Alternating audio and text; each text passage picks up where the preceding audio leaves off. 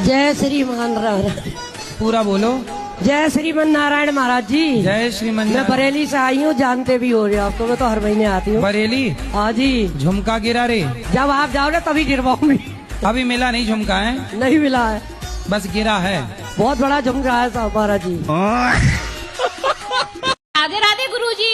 गुरुजी हमारे यहाँ कोई खुशी नहीं आती। तो कहाँ चली जाती है खुशी? मालूम नहीं, दुख ही दुख आता है गुरुजी हमारे यहाँ। तो खुशी कहाँ पड़ोसन के घर चली जाती है? गुरुजी हमारे यहाँ खुशी की जगह मौतें आती हैं। यदि आपका बेटा आपके नहीं सुनता मतलब आप अच्छी माँ नहीं है। ब्रांडेड माँ वो होती है जो अपने बच्चे को बचपन से ही ऐसा शिक्षा देकर, ऐसा संस्कार देकर, ऐसा आदर्श स्थापित करती है कि जब माँ बुलाए जहां बिठाए बेटा वहां जाए, वहां बैठे।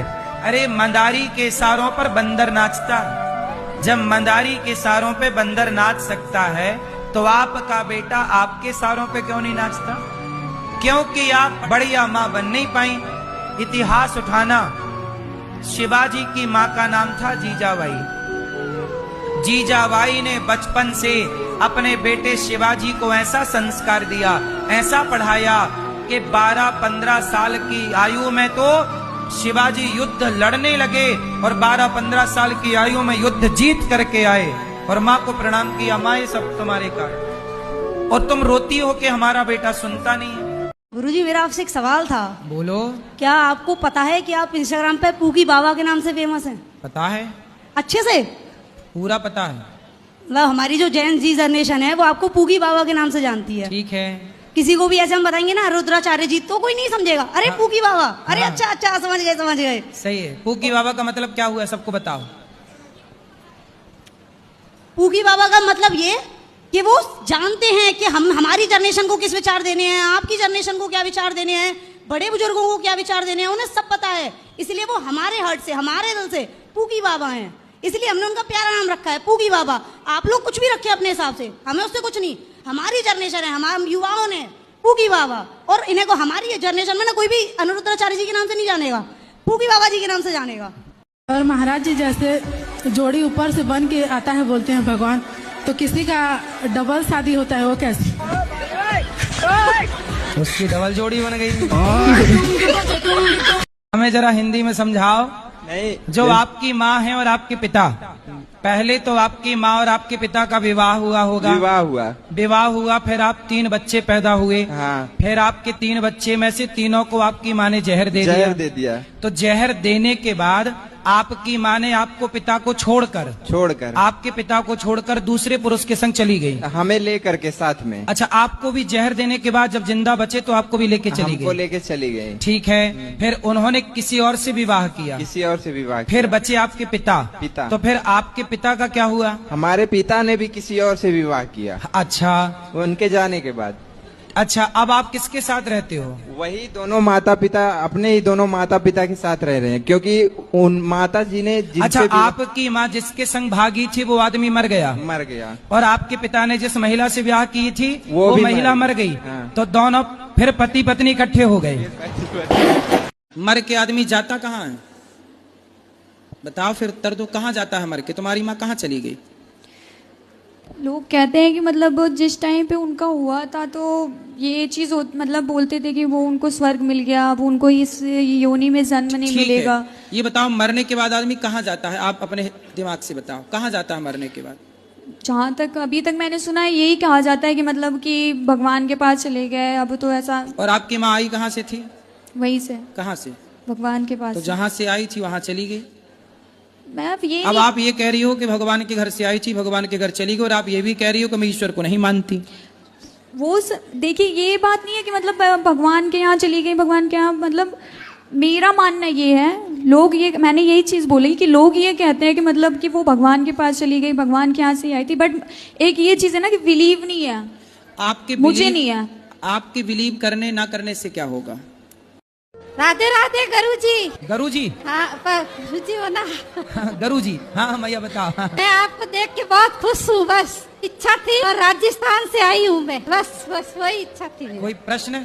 कुछ नहीं, मैं आपकी दया से खुश हूँ। खुश रहो। आपको देखने की इच्छा थी कई सालों से, पर आ पहुंची। ठीक है। गुरु जी एक क्वेश्चन और है, जैसे राम और बलराम दो हैं हमारे पास, तो दोनों को नहलाना चाहिए डेली? क्या है नहलाना चाहिए? नहलाओ।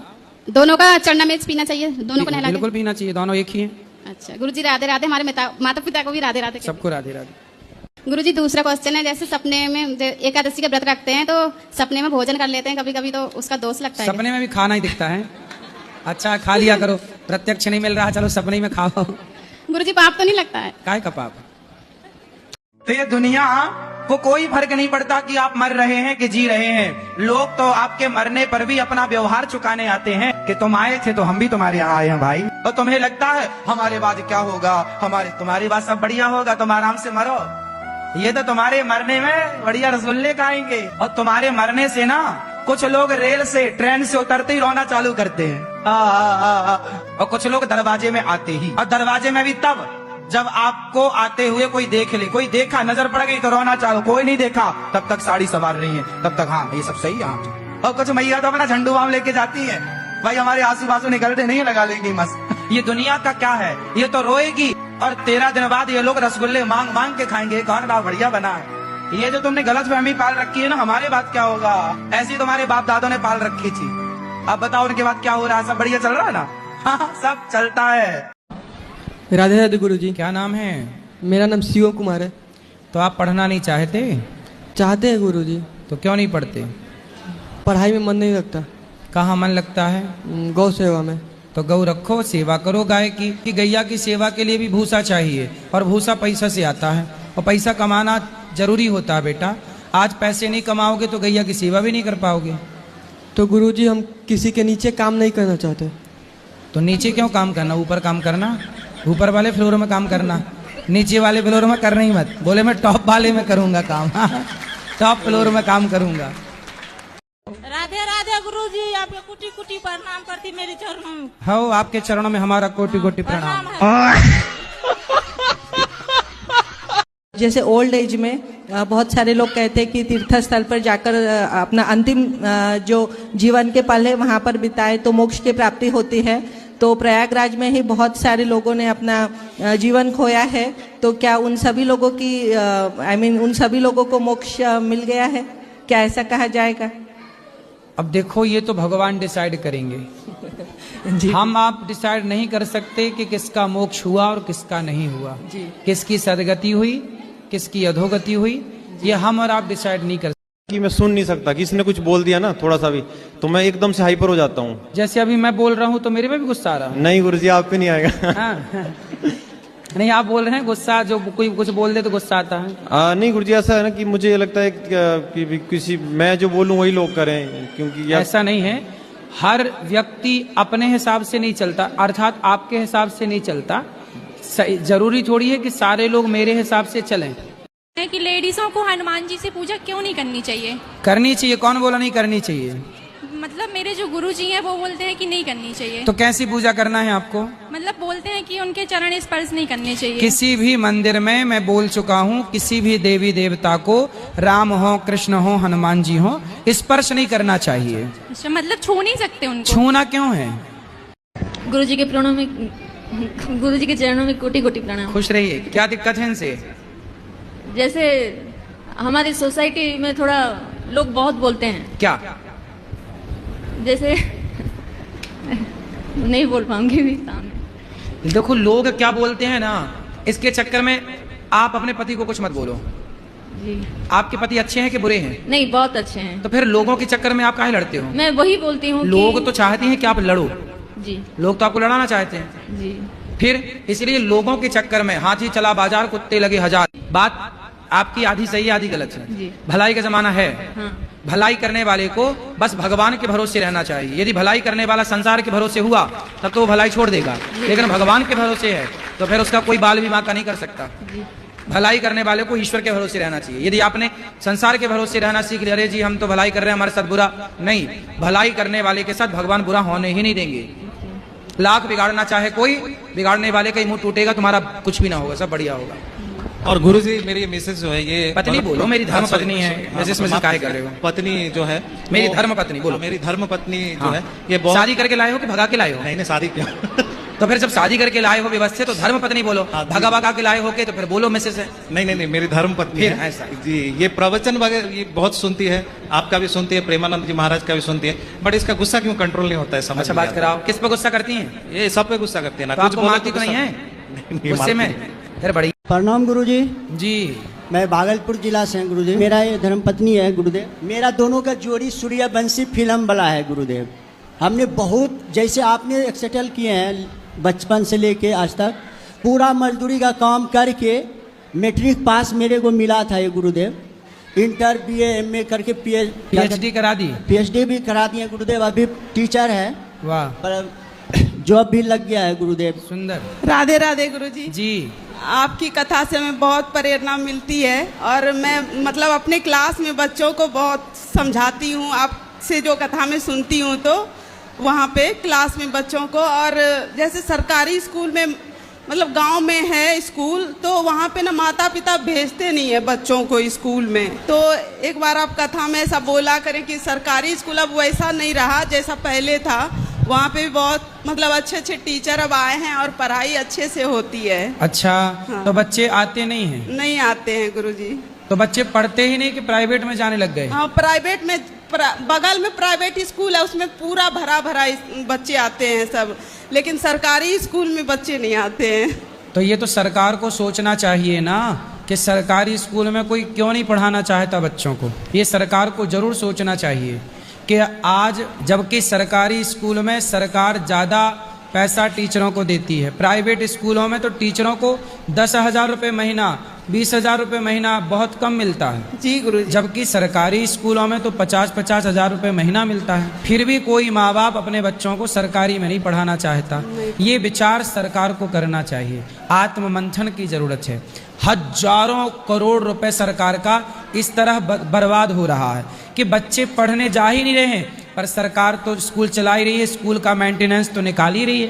पूरे देश के स्कूलों को जोड़ा जाए तो हर महीने का हजारों करोड़ का खर्चा है केवल स्कूलों का। क्यों ऐसा है? इस क्यों का उत्तर सरकार ही दे। सरकार ने जितना भी सरकारी मुलाजिम है उनको 1 महीना का पूरा सैलरी बैठा के देता है। कम से कम उस पैसे के ऐसे सब जगह पे सदुपयोग करे जो कि बच्चे के अंदर वैसा भावना आवे। बिल्कुल। अभी क्या हो रहा है गुरुदेव, बच्चा को 5 बजे सुबह से ट्यूशन भेजता है और ट्यूशन करके आता है, टीचर छुप जाता है, बच्चा सिगरेट पीता है। बच्चा ऐसा है भावना के जी रहा है, खुलेआम स्मोकिंग करता है। सही है। लेकिन गार्जियन को भी कम से कम हफ्ता में बिना बुलाए हुए उसके पीछे जाना चाहिए। सही है कि जाते टाइम और आते टाइम उसको रक्षा करना चाहिए कि मेरा बच्चा टाइम कहाँ दिया और क्या किया। शमशान में पुत्र को जरूर रोना चाहिए। जब पिता की चिता पर आग लगाए तो पिता की चिता में आग लगा के पुत्र को रोने का विधान है। कहते हैं जब पिता की चिता में आग लगाकर बेटा रोता है शमशान में और उसकी आंखों से आंसू निकलते हैं तो उसके आंसुओं को पी करके उसके पितर तृप्त हो जाते हैं कि भाई एक ऐसी संतान है जो अपने बाप के लिए शोक कर रहा है। उस समय आंसू बहना आवश्यक होते हैं, वहां रोना चाहिए। और कुछ लोग कहते हैं मत रो, नहीं, शमशान में रोना चाहिए, चिंगाड़ करके रोना चाहिए पुत्र को। हाँ मेरे पिता, आपने मुझे जन्म दिया, मैं आपका ऋण कैसे चुकाऊंगा। आपने मुझे इस संसार में आने का मौका दिया, मैं आपका ऋण कैसे चुकाऊंगा, मैं आपका ऋणी हूँ। ये कह करके रोना चाहिए और अपने पिता के लिए सारे शुभ कार्य करने चाहिए। अच्छा, वो आपकी शादी करना चाहते थे? हाँ, बूढ़े से करना चाहते थे जो मेरे बाप का उम्र का था। क्यों ऐसा करना चाहती थी? नहीं पता। मैं तो ना हमारे यहाँ 21-22 साल में होती है। हाँ। तो मैं 21-22 साल में करना चाहती थी। अभी तो मैं 18 की हूँ। तो ना वो मेरी शादी करना चाहती है। तो मैं वो ना एक बुढ़ा था, वो उसी का ना क्या लगता था, चाचा या क्या लगता था मुझे नहीं पता। तो ना उसी के साथ माँ के रिश्तेदार से वो शादी करना चाहती थी। हाँ। तो नहीं पता। बुढ़े से मत करना। नहीं करेंगे भाई हम बुढ़े से। गुरुजी आपके चरणों में कोटि कोटि प्रणाम गुरुजी। जी जी जी। मैं टाटा से आया हूँ। टाटा ये वाले टाटा से आए हो? टाटा। कितने की महाराज? 10 रुपए की, 100 रुपए की, 500 की, 1000 की, 10,000 की, कितने की? 200 रुपए की। 200। कमाते कितना हो? महीने के 30,000। महीने के 30,000। 30,000 रुपये महीना कमाते हो और 200 की रोज पीते हो जी। तो 200 की रोज पीने से 6,000 रुपये महीना हो गया क्या इनका? हैं? 6,000 रुपये की शराब रोज पी जा, मतलब महीने में पी जाते हो, तो ये शराब पीने से आपको क्या फायदा हुआ बताओ जरा? नहीं, झूठ बोल रही गुरुजी, रोज नहीं पीता हूँ। अच्छा चलो, जितने दिन पीते हो जी। शराब पीने से क्या फायदा हुआ आपको, ये बताओ। कुछ भी नहीं। कुछ भी नहीं जी। तो काहे पीते हो जब कुछ भी नहीं हुआ? मैं भी पीना शुरू करूं? बताओ। नहीं गुरुजी। ना पिए जी? नहीं। हम पिए शराब की? नहीं नहीं। तो फिर आप ही मत पियो। ठीक है गुरुजी। शराब पीना सही है कि गलत है? गलत है। क्या गलत है? शराब पीना गलत है। मतलब कैसे गलत है? क्यों गलत? शराब पीना क्यों गलत है बताओ? मतलब नुकसान भी है पैसे के, और थोड़ा चेहरे में थोड़ा सा वो हो जाता है, शरीर भी खराब होता है। जी जी। तो शराब अब नहीं पियोगे? जी पक्का वादा? हाँ पक्का। खाओ माँ कसम के, आज से हम शराब नहीं पियेंगे। कभी कभी गुरुजी। अच्छा ये बताओ, जो बिस्किट पैकेट में आप लोग बाजार से लाते हो, वो बिस्किटों में कितने साल की एक्सपायरी डेट होती है? 6 महीने की, 1 साल की। क्योंकि उसमें केमिकल होता है। तो वही चीज हम मना करते हैं तो लोग हमें गलत कहते हैं। तो आपको जब जहर ही खा के खुश रहना है तो बोल दो अपनी सहेलियों को, एक सेल्फास खा लो, गिफ्ट दो उनको सेल्फास, खाओ बिंदास। राधे राधे गुरुजी। जी गुरुजी, मेरा नाम है रितिका सिंह, मैं भोपाल से हूँ। मेरी दादी आपकी बहुत बड़ी भक्त है। कहाँ दादी? वहाँ बैठी हैं। अच्छा ये उनको दादी। आप एक बार बहुत प्यार से माता बोल दीजिए। दादी को मैया, पीली मैया, माता, ठीक है? और कुछ? राधे राधे। नहीं। खुश रहो। और चांद को मामा और सूर्य को पापा क्यों कहते हैं? सूर्य को पापा कहते हो आप? चंदा को मामा इसलिए कहते हैं क्योंकि चंद्रमा का जन्म समुद्र से हुआ। प्रणाम स्वीकार। खुश रहिए। गुरुजी, मैं पिछले बार आई थी, लक्ष्मी नारायण का जो स्थापना हुआ था, तो हम दोनों आदमी आए थे, तो गौरी भगवान के देखे थे पैर में पायल, बहुत सुंदर लग रहा था। तो मेरा भी इच्छा हुआ कि मैं भी भगवान जी के लिए लेके जाऊं। तो फिर मैं कन्हैया जी के लिए लेने जा रही थी, तो मन में हुआ कि राधा रानी के लिए भी ले लूं। फिर राधा रानी बोले कि मेरे लिए तो लाई नहीं, तो दोनों के लिए पायल लेके आई हूँ चांदी का। ठीक है। और आपके लिए अंग वस्त्र लेके आई हूँ। बच्चे घर पे हैं, हम दोनों आदमी आए हैं आपके दर्शन के लिए। पिछले साल एनिवर्सरी था तो नहीं, पिछले महीना था, नहीं आ पाए, तो अभी आ गए। इसलिए आशीर्वाद दीजिए हमको, और बच्चा सब घर पर है, उसको आशीर्वाद दीजिए। सबको आशीर्वाद। खुश रहिए। गुरुजी, मेरा ना सरकारी नौकरी पाने का बहुत बड़ा सपना है, और मेरे घर वालों को भी मुझसे बहुत उम्मीद है। आप अपना आशीर्वाद दो कि मेरा ये सपना पूरा हो और मेरे घर वालों की उम्मीदों पर मैं खड़ी उतर सकूं। सरकारी नौकरी करना है? हाँ जी। नौकर ही बनना है मतलब? राधे राधे गुरुजी। जी। गुरुजी, मुझे ना बहुत जल्दी गुस्सा आ जाता है, मैं छोटी छोटी बातों पे बहुत जल्दी चिढ़ जाती हूँ। तो छोटी छोटी बातें किया ही मत करो, बड़ी बड़ी बातें किया फिर भी करो, गुरुजी जैसे में गुस्सा आए ही ना। क्योंकि आपको छोटी छोटी बातों में गुस्सा आता है ना, छोटी बातें आज से आउट करो, बड़ी बड़ी बातें करो। फिर भी गुरुजी, बड़े बड़े या छोटे छोटे मुझे बहुत जल्दी गुस्सा आ जाता है। बड़ी बड़ी बातें करो। परमाणु कैसे बनाए, मैं क्यों, कैसे राफेल कैसे बनाए, गुस्सा कंट्रोल करते हो। मेरे से गुस्सा बर्दाश्त ही नहीं होता, कुछ ना कुछ जरूर बोल देती हूँ। क्या करूँ गुरुजी? किसको? मुझे। किसको बोल देती हो? सबको।